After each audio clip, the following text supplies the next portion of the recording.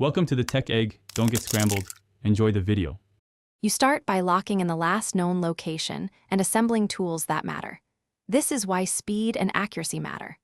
Once done, you set a silent perimeter and move in using low-profile routes to avoid spooking the Wookiee. You should place scent bait downwind and test your comms so teammates can relay sightings. Make sure to record landmarks as you go, because tracking relies on pattern recognition and minimizing surprises for both you and the Wookiee. You now close to contact deliberately and calmly, combining scent lure with low, non-threatening vocal cues so the Wookiee orients rather than bolts. This reduces stress responses. Once engaged, position the netter at a 2-3 meter angle to avoid direct eye contact while the lure keeps movement predictable. Make sure the medic and rearguard are ready. The medic watches for injury signals, and the rearguard covers escape lanes. You maintain clear hand signals and short verbal confirmations to synchronize the capture. You finish by securing the Wookiee with padded restraints that protect joints and never compress the neck.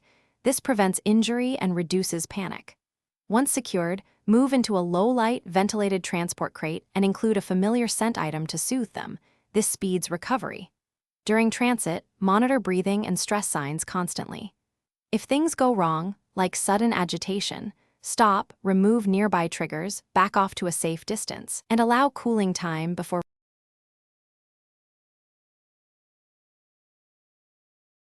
Thanks for watching. Consider subscribing if I helped unscramble your problems.